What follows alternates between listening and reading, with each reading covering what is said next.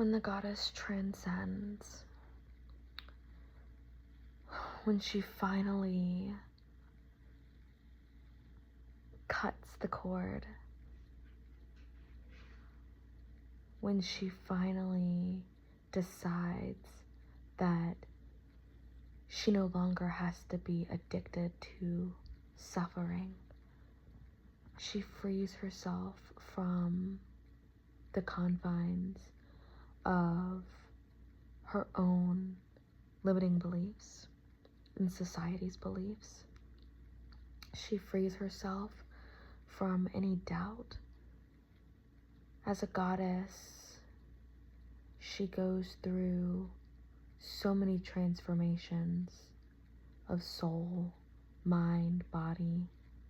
She is sovereign. She is compassionate. She has empathy, but she is unfuckwithable. And as a goddess, she has learned to transcend and transform pain into pleasure, her mess into her message. And if you look through all stories of the goddess, she has gone through the unimaginable, but has still kept so much love in her heart and so much compassion for life, and has never hardened her heart completely to where she was completely shut off. There was always that glimmer of light. There was always that glimmer of hope.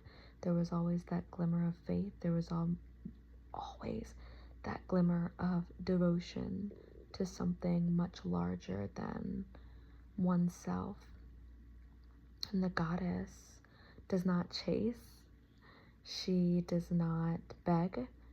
She holds her place and holds her positioning and trusts that she will be met. The goddess moves with courage, and she gets her confidence through putting herself out there and attempting to do the unthinkable. Without this limiting perspective of what is it that she gains just for herself, but as the goddess receives for herself, the goddess shares, because what's hers is hers and will never be taken away. And she also is so abundant and so rich and so prosperous financially, spiritually, emotionally, on all the levels, that she has pure overflow that she is able to share with others from that space. But the goddess does make sure that she is okay. We are not talking about being a wounded goddess, a wounded healer, or a woman who is not connected to her power and to her lineage. We are talking about someone who has gone through the fire, who's been rebirthed, who's gone through, the death and rebirth cycle time and time again, has truly made peace with shadow, and has truly recognized that she is the sovereign operant power of her life, and that she gets to decide what she deserves, desires, and gets to be, do, and have.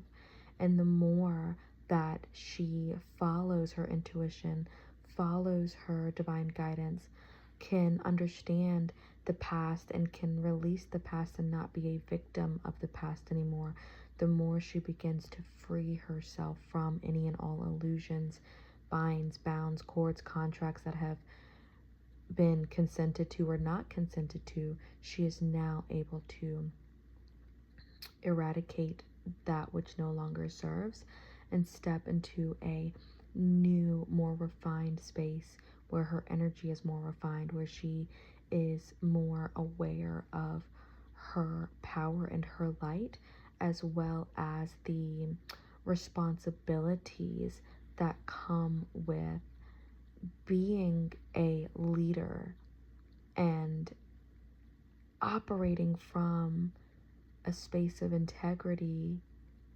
and not this like fake humble BS where she is trying to shrink herself. She is fully expressed, fully sovereign, raw. She is connected to her sensuality. She is connected to her truth. Her throat chakra is a bussin', and she is fully in love with herself and with life. She is full of herself and full of life. This is the beauty way. This is the goddess code.